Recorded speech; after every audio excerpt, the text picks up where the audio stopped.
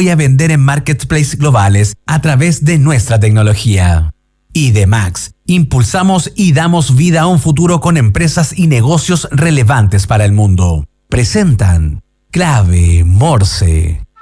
En la 92.9 te entregamos la información y el análisis de los principales hechos que mueven los mercados financieros de Chile y el mundo.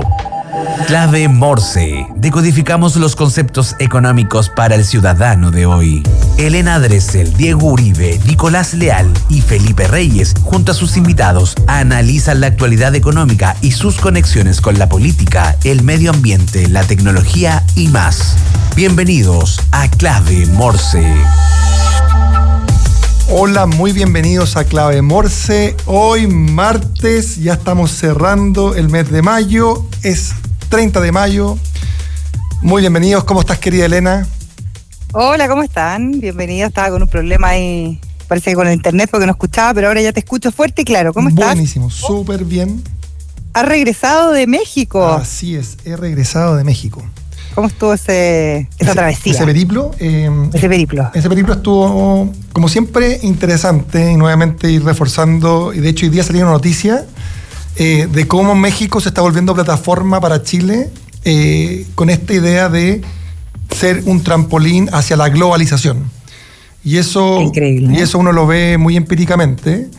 Es más, la semana pasada nos tocó con IDMAX estar apoyando al BID, que hizo su encuentro regional de su ala que se llama BID Invest, que es la parte del BID que apoya al sector privado, donde atrajo a más de 600 personas. Ahí en Ciudad de México se tomaron 2 hoteles, fue un evento gigante, pero uno puede ver la potencia y la magnitud de lo que significa México como plataforma regional. Y como te digo, se constata empíricamente y las conversaciones que uno va teniendo día a día con diversos actores, en donde cada vez más, incluso mexicanos, te van diciendo cómo la presencia de chilenos se nota en una ciudad de 27 millones, pero se empieza a notar en el mundo de los negocios cómo ha ido permeando empresas, emprendedores, las instituciones, Pro Chile, que también tuvo su evento la semana pasada, etcétera. Es bien increíble lo que ha estado pasando con México y estaba leyendo precisamente hoy día una información que aparece respecto a cómo se han ido manejando los fondos de inversión y cómo han ido rentando, no sé si la pudiste ver, los fondos de inversión en Brasil, México y Chile. No, cuéntanos. Te tengo una mala noticia. No. Te tengo una pésima noticia. Eres la portadora de las malas noticias. Sí, hoy día tengo solo malas noticias, que lo estaba leyendo ahora recién tempranito y la verdad es que estamos mal porque todos caen. Aquellos que son gestionados, los que son autogestionados, los que son inversiones más a futuro, las que son inversiones más a corto plazo. La verdad es que lamentablemente, según un índice Dow Jones que hace SIP, para la persistencia para América Latina, esto mide hasta finales del año pasado. La verdad es que no estamos bien parados. Brasil es el único que sale un poquito mejor parado y eso tiene que ver un poco también con la innovación que ha ido haciendo respecto a la gestión de los recursos, de las inversiones. Y te acuerdas que en algún momento yo creo que fue contigo que estuvimos hablando de cómo se estaban haciendo algunas transacciones directamente en moneda brasilera hacia otras monedas, no sé, como la China, por ejemplo, y se va a ir paseando un poco el tema del dólar. Mira, hablando del dólar, ¿dónde estamos con el dólar?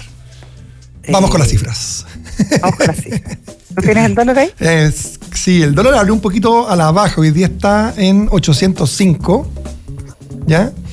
Tenemos 805, sí. ¿Sí o no? 805,59. 803,84. Es que tú estás conectada a Bloomberg, querida. Entonces tú tienes la información más actualizada. Al dedillo. Al dedillo. ¿Ya? Y tenemos una UF que ya está en 36.000. ¿Cierto? Así es. Vamos a ver qué sucede. Hemos hablado harto de la inflación todo este primer semestre. Ya estamos cerrando el primer semestre. Estamos increíble, entrando. No, alto impacto cómo se está pasando esta cosa. Sí. Así que, y el euro lo tenemos en 865. Algo. Sí, 865. Así que de eso nos hablan las cifras. Oye, déjame preguntarte algo. ¿Cómo leíste tú la noticia? Va a ser un poquito de economía y política acerca de todo este tema de NAP. ¿Cierto? El piloto del gas, el anuncio del ministro Pardow de decir no continúo con el piloto. ¿Qué conclusiones sacas tú respecto de todo eso, de todo lo ocurrido? Hicimos un buen análisis la semana pasada. Me tocó escuchar varios expertos hablando del tema. Yo creo que aquí la ideología les pasó la cuenta a los ministros que impulsaron este piloto, que fueron el ministro Jackson y en su momento el ministro Huepe. Me parece que lo que ha hecho Pardo es una acción correcta y según lo que yo entiendo, los mismos ejecutivos de la ENAP no estaban de acuerdo con participar en esta gestión de de ser parte del mercado minorista, digamos, porque entendían que ellos no podían hacerlo bien en la última milla, por decirlo de alguna manera. Es que es complejísimo. Claro, y efectivamente, por ejemplo, aprendí la semana pasada que ENAP efectivamente tiene participación como mayorista en el lugar donde ellos extraen el petróleo, digamos, más que procesan, no que extraen, que procesan el petróleo. Claro, sacan un derivado del refinamiento del petróleo, ellos sacan como un subproducto. Donde gas. Refinan, que es como, que creo que es en la región de O'Higgins, ahí hay 6 compañías que participan, no solo las 3 grandes que conocemos. Y esas 6, algunas son creadas por ex ejecutivos de la empresa que abren un poco la competitividad. Entonces, ellos ya tenían experiencia en esto, como en este pequeño piloto, digamos, en la región de O'Higgins, y lo que se sabe es que ellos, los altos ejecutivos no querían participar de esta intervención, podríamos decir, ¿no es cierto?, una empresa estatal para supuestamente mejorar los precios del mercado. Ahora, una cosa que yo no pasaría en alto y no dejaría así pasar como así, tiene que ver con la autoridad, pues cuando la Fiscalía Nacional Económica informa que efectivamente hay una baja posibilidad de competencia, donde efectivamente las cosas no se pueden mover más allá de ciertos puntos en la cancha. Entonces, yo creo que claro, ahí hay 2 cosas, Elena, que vale la pena discutir, porque uno es el diagnóstico, que es correcto, o sea, la Fiscalía Nacional Económica dice, acá falta competencia. Otro es la solución.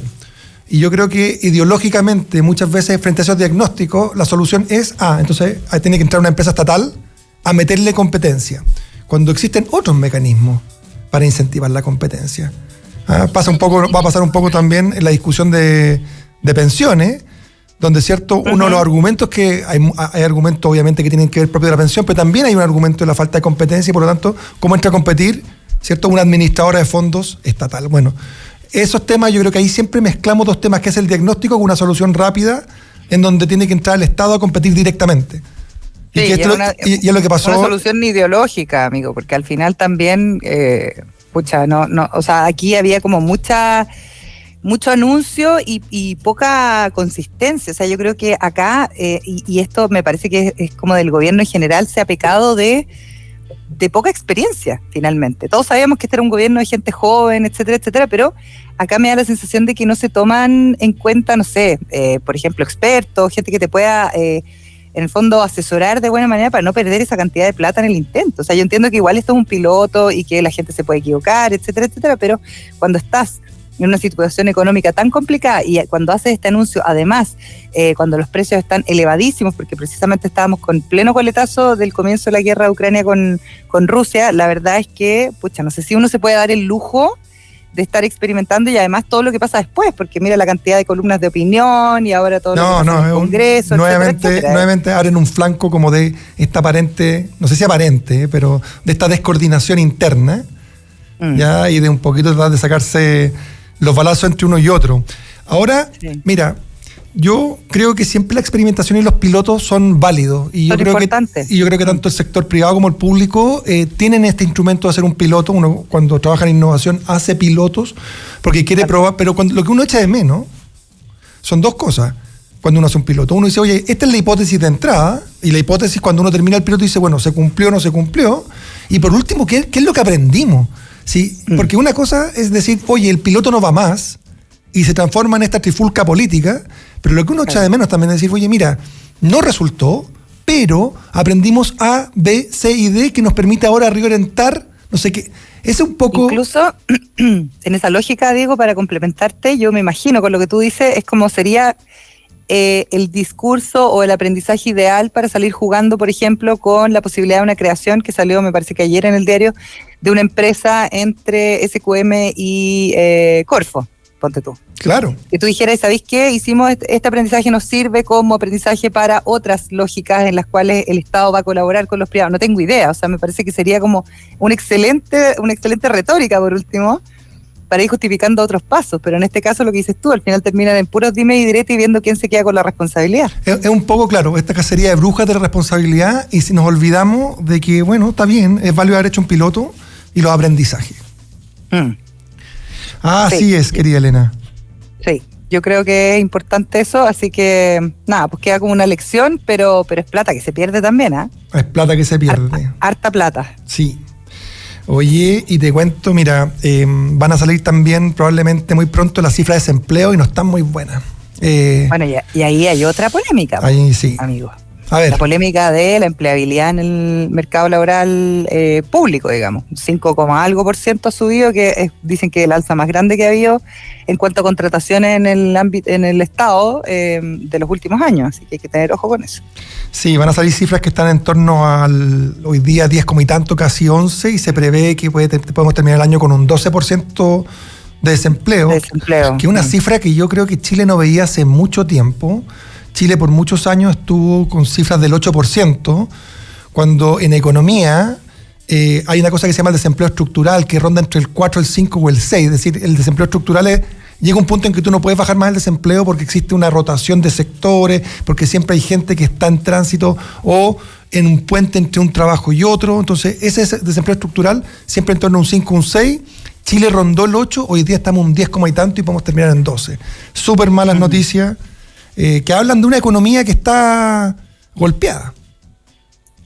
Así es, una economía golpeada, una informalidad en crecimiento, que hay que tenerlo bien en vista. Este tema de tratar de apalancar un poquito las cifras a través de las contrataciones públicas, un montón de leyes relacionadas a lo laboral, que son, podemos decir, el caballito de batalla del gobierno, así que se van mezclando hartas cosas. Sí. ¿Qué pasa con nosotros los trabajadores? Esa es la pregunta.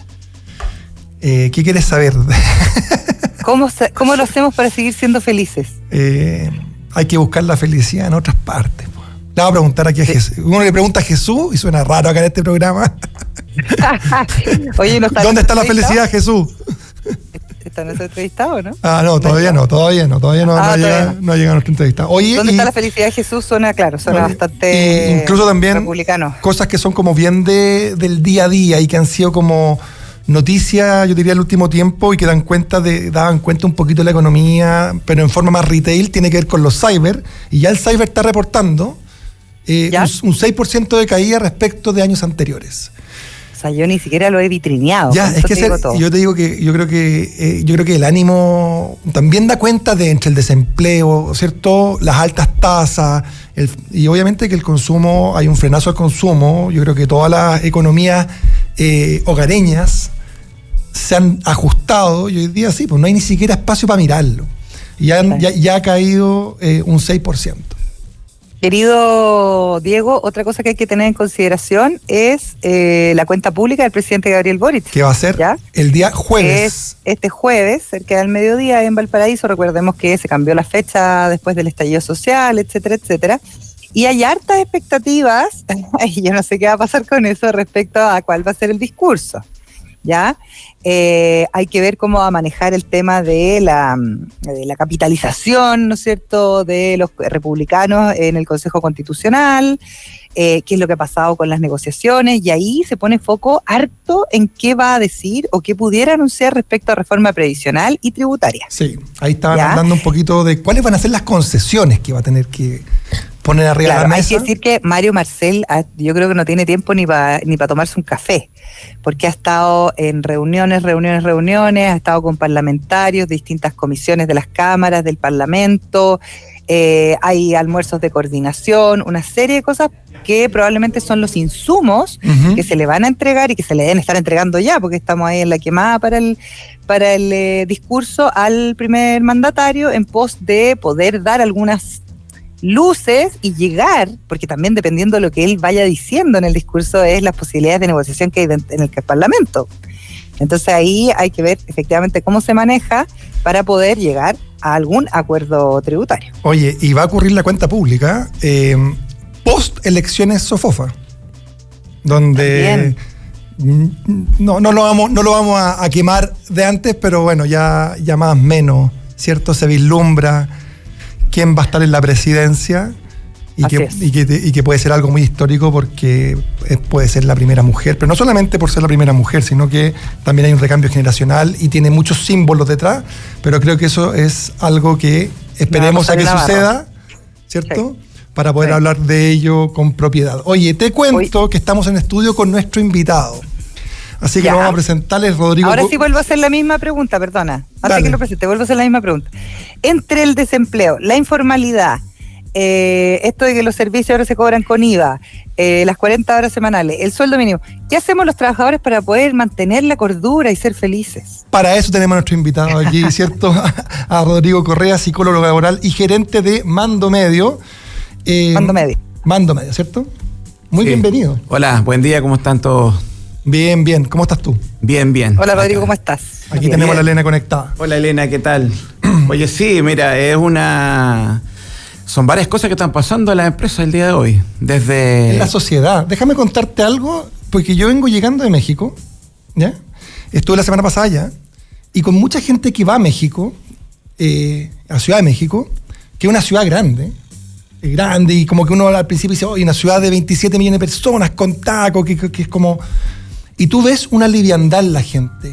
La gente anda liviana por la calle. Hay problemas de corrupción, de desigualdad, de pobreza, de narcotráfico. O sea, los mismos problemas que hay acá, 10 por los problemas económicos igual.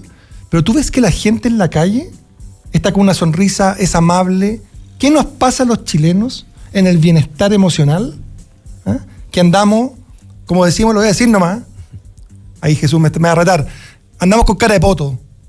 Sí, por la vida. Y eso que lo dijiste suave, amigo. Sí, no, iba a decir otra cosa, pero yo sé que uno tiene que mantener la compostura. Entonces, ¿qué nos pasa, don Rodrigo? ¿Qué nos pasa? Que estamos viviendo, Chile, somos muy sensibles a nivel de personas. Somos sensibles, somos que si no nos saludan el día en la mañana, oye, tendrá algo conmigo. Somos de repente como pasado el rollo, que se dice enrollado. Enrollado. Sí, Totalmente, entonces de repente uno está ahí y hoy día las organizaciones cambiaron la forma de trabajar, lo que ustedes están diciendo, esto de la incertidumbre, esto de la volatilidad, que la gente hoy día empieza a ver cesantías, empieza a ver digitalización, comienza a ver el tema del teletrabajo, la forma de trabajar distinta y también ve el tema de las 40 horas, pero no los ve de una manera apreciativa ni positiva, las ve como amenaza. Y ahí está el gran tema. Entonces salgo, como tú dices, en la mañana, no salgo sonriente, salgo como urgido. Llegaré a la oficina, mi jefe me está esperando porque ya no va a requerir de mis servicios. No sé. Entonces eso hoy día genera un tema de tensión en la empresa y genera un tema que hay que hacerse cargo. Y ahí es donde todo lo que vemos en la noticia no es nada positivo. María Elena, ¿quieres decir tú o voy yo? Sí, no, yo creo que hay un estado anímico importante, pero también se va tenemos un problema. a gestionar seguridad, etcétera, en los equipos, porque vimos que hubo mucho movimiento respecto a liderazgos y también gestión de personas durante la pandemia, con todo esto del teletrabajo, etcétera. ¿Qué pasa ahora? Que estamos viendo que los índices, por ejemplo, de salud mental empeoran considerablemente a todo nivel. ¿De qué manera también esos liderazgos y esas personas que gestionan a otras personas, que me carga la palabra, pero tienen que hacerse cargo de esta situación? Sí, es algo importantísimo que partió en la pandemia, en esto de estar solitario. Muchas veces nos aisló mucho de la pertenencia con la empresa. La gente se sentía solo, se sentía que cómo trabajo, qué hago, qué me sigue la instrucción, porque tú llegabas a ese puesto de trabajo y la gente te decía, oye, hay que hacer esta tarea, esta no. Y ahí el liderazgo se vio afectado y tuvo que hacer una adaptabilidad tremenda en el sentido de entender que hoy día tenía que estar más presente.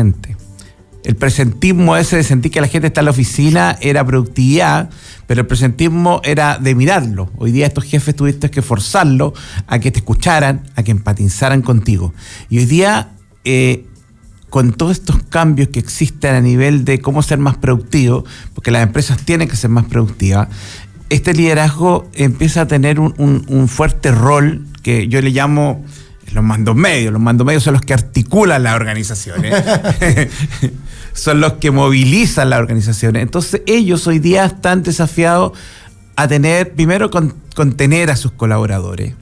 entregar información que muchas veces no es Cuando clara. uno habla de, porque acá este programa se llama Clave Morse, y se llama Clave Morse porque nos gusta decodificar, entonces uno habla como de mandos medios, pero uno que queda como entre Tongoy y los vilos. Si tú pudieras definir muy claramente para nuestra audiencia, ¿qué es un mando medio? Un mando medio es el que está... No ¿Es un subgerente? No es el gerente ni el subgerente, es el jefe supervisor. Perfecto. Y no es el que está en la producción. Es el que muchas veces el gerente te da la información, oye, vamos a hacer despido, y es el que sabe, pero no puede decir nada.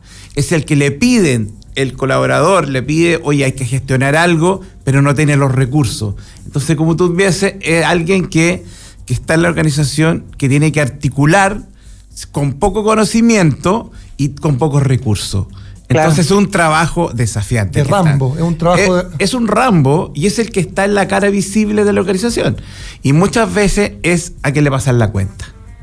Por una descoordinación entre la estrategia y lo que está sucediendo en la producción. Y esto, perdón, cortito, esto se analiza, se conversa, Rodrigo, al menos se visualiza, por ejemplo, en un directorio o en un alto mando.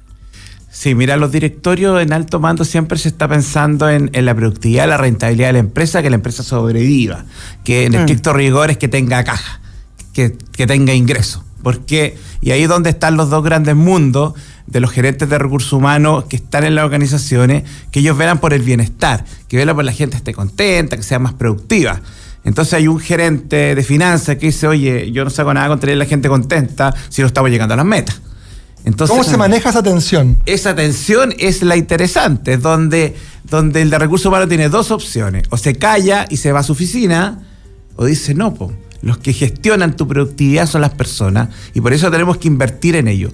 Tenemos que, muchas veces, ahora que estamos en alto índice de cesantía, el tema de la productividad, la economía no es radiante, es decir, que las empresas se están ajustando, entonces le dicen al de recursos humanos, a ver, ¿qué me propones hacer? Porque la idea fácil es, o la práctica fácil es, sácame el 50% de la gente. Claro. O dos conceptos que se acuñan mucho ahora, que son el reskilling o el upskilling, que tiene que ver... Claro, nuevamente, los vamos a pedir aquí que los definamos. Los definen. En español. En español. No, es que no tienen traducción en español, lamentablemente. Y es fea la traducción de reskilling, es como reciclaje. Es como si estáis en una posición... Es como un reentrenamiento. Claro, oye, pero es bueno decirlo en español para decir las cosas como son. Sí. Yes, María Elena. Ya. No, pero el reskilling tiene que ver como reciclar a la persona en un contexto distinto. Es decir, si tú estás acostumbrado a tener ciertas funciones en la empresa, es decir, ahora cómo te reciclo para que puedas apoyar en otras. En otras. Exacto. Y el upskilling es subir de y el competencias. upskilling es entregarle entrenamiento, entregarle conocimientos nuevos, cosas que él pueda manejar otras tareas funcionales en la organización. Eso es en simple. Entonces hoy día, cuando las empresas se tienen que ajustar, otro concepto que viene que es la polivalencia, tenéis que saber hacer de todo.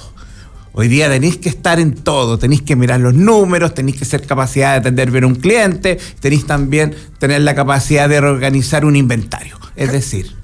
Oye, pregunta. Gran parte de esto tiene que ver de cómo se percibe el clima laboral, ¿cierto? Sí. Esto del clima, que es una metáfora que se ocupa en las organizaciones para entender la sensación ambiente que uno entra y uno dice, oye, hay un clima energético, hay un clima pesado, ¿cierto? Y mucho de esto antes se manejaba presencial y de repente estamos en este tránsito en donde estamos en esta hibridez en que hay, oye, 3 días presenciales, 2 que no, etcétera, ¿cierto? ¿Cómo lo han visto ustedes y qué están viendo para el manejo del clima en ambientes híbridos? Sí, es lo que nosotros llamamos, como tú bien lo decías, el clima. Es como que en algunas unidades de negocio llueve, en otras hay sol, en otras está templado. Entonces, eso tiene que ver también con el liderazgo que está. Y siempre a nosotros llegan clientes preguntándonos, oye, ustedes necesito medir el clima, pero no me hagáis 60 preguntas, que son como la antigua que te mide y estáis como 15 minutos contestando y el colaborador así, oye, voy en la 20 y tú igual en la 25. Entonces hoy día estamos ocupando temas que se llaman los pulsos. ¿Ya? Que son preguntas más cortas, más breves. ¿Qué pregunta sería una pregunta de pulso, por ejemplo? Una pregunta de pulso que es clave. ¿Recibes feedback de tu jefatura? ¿Retroalimentación constante de jefatura? No, Rodrigo Gómez, Qué difícil recibir feedback de la jefatura. No estoy hablando de la radio, porque en la radio... No quería echar el agua al jefe, no quería echar el agua al jefe. Claro. No, pero me pasa en otros empleos, bueno, ni hablar en el canal. O sea, es tan difícil recibir feedback. Porque la gente no está entrenada para dar feedback. No está entrenada. Mismo. Y eso uno lo ve en el día a día. Si tú llegas a un lugar y tú le dices, mira, oye, qué linda tu parca. No es verdad, pero dale. Claro, pero eso ocurre. Pero eso ocurre. Que la gente como que dice, no, eso no es para mí. O hay algo que me quieres pedir, hay algo que me estás haciendo como así haciéndome el simpático. O también se entiende de que tú debes ser competente en tu trabajo y por lo tanto nadie tiene que estar dando feedback, sino que lo haces bien o lo haces mal, es bien binario. No estamos acostumbrados, insisto, esto no solamente tiene que ver con la organización, sino tiene que ver con que las personas no están acostumbradas. Es como yo les doy un ejercicio a todos ustedes, a ver, vamos. Que lleguen a sus casas y a la persona que quieren, su pareja, díganle, te quiero. Te aseguro que si no están acostumbrados a recibir ese feedback, y van a decir, no es mi cumpleaños, no es mi santo. ¿Qué te pasó? Claro. Algo me va a pedir. Algo me va a pedir. Digo, mi amor, te quiero pedir que te quedes en la casa porque voy a salir yo en la noche. Exacto. Imagínense eso cuando llegas tú y no estás acostumbrado a que tu jefe haga que te dé retroalimentación, te sientas y te empieza a hablar, oye, ¿cómo has estado? Pero incluso más difícil que el feedback positivo es cuando uno quiere dar un punto o feedback, no más que negativo, para incentivar el aprendizaje y la mejora. Y los chilenos encuentro que somos muy malos, nos sentimos criticados muy rápidamente. Era lo que estaba diciendo Rodrigo, pues si no me saludó, siento que tiene una animadversión. Exacto. ¿Cachai? No estoy acostumbrado a que me den feedback. Y ese es un punto, volviendo a la pregunta, es importantísimo hoy día en estos temas híbridos y para medir el clima. ¿Por qué? Porque yo desde mi casa no puedo recibir ese feedback directo. Entonces lo que buscamos es que los liderazgos de la jefatura estén escuchando, estén dando orientación. Si hay un trabajo y alguien te dice, oye, necesito el informe, el reporte, y yo se lo mando por correo, me esforcé. Tuve toda la noche entregando el correo, el informe, y no recibo ni, ok, gracias.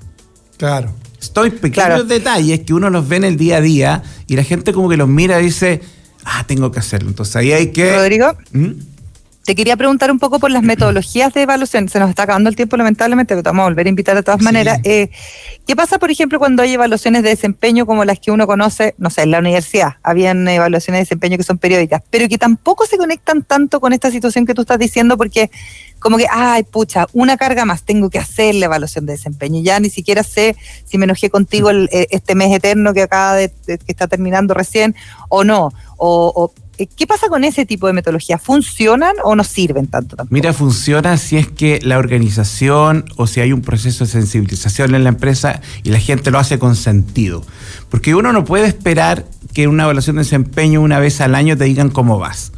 Y eso tiene que ver, es la primera parte. Y eso que ocurre, y nos ocurre a nosotros con la contraparte, que tenemos que estar, entre comillas, correteando a los jefes para que hagan su evaluación. Por favor, oye, hiciste tu evaluación de desempeño, la hiciste, pero no le encuentran el sentido, que la evaluación de desempeño es saber cómo yo le puedo entregar y orientar en la tarea a mi colaborador, desde dos puntos de vista. Desde la relación, tiene que ver con el sentido de pertenencia, de impulsarlo, de motivarlo, y de la tarea que tiene que hacer. Entonces, muchas veces estas no funcionan y son meros trámites, sorry por lo que digo, meros trámites en las organizaciones para cumplir un KPI que tiene recursos humanos internos y hacer... Lo hice. Check, hice la evaluación de desempeño. Claro. Check, exacto, hice el vas a estudio hacer una clima. pega más en el fondo. Exacto. Entonces los colaboradores se sienten que su jefe, que ya no habla ni no le da feedback constantemente, hay un día que tiene que sentarse a decirle algo. Y además tiene que estar como con un monitor acá viendo... Un teleprompter, ya le tengo que decir esto, está bien, está bajo, no. Entonces de repente el colaborador lo siente sentido y de repente es innecesario porque la gente se da cuenta que lo está haciendo por cumplir o porque tiene que hacer un acto dentro de la organización. Rodrigo, se nos ha acabado el tiempo, pero te vamos a dejar invitado nuevo porque creo que hay que también hablar de salud mental. Sí, que es un temazo, pero yo creo que no nos alcanza. Solamente agradecerte. Estuvimos con Rodrigo, ¿cierto? Psicólogo laboral y gerente en Mando Medio, y quedarás invitado cordialmente a acompañarnos nuevamente acá en Clave Morse. Sí, encantado. Sí, nos faltaron muchos temas por conversar. Gracias, Rodrigo. Un gusto como siempre. Gracias a ustedes. Está muy bien. Que estén bien. Buen día. Buen día. Oye, nosotros tenemos que hacer una pausa, pero yo te voy a decir que en IDEMAX impulsamos y damos vida a un futuro con empresas y negocios relevantes para el mundo. Somos una consultora de negocios que piensa sin límites para impactar el futuro de cada empresa. Transformamos el presente para impactar el futuro. Negocios, proyectos, innovación. Visítanos en idemax.com. Oye, hablamos de esto de globalizarse, y quién mejor que te puede acompañar en esto que el Lab Marketplace, la tecnología que permite comercializar tus productos en marketplaces internacionales. Conecta, publica, gestiona integradamente muchos canales a través de una sola plataforma. Encontrarás distintas herramientas para optimizar, eficientar tus ventas globales, exportar y vender en marketplaces. Nunca fue tan fácil. Conectamos Latinoamérica con el mundo. Vamos a una pausa, ya volvemos.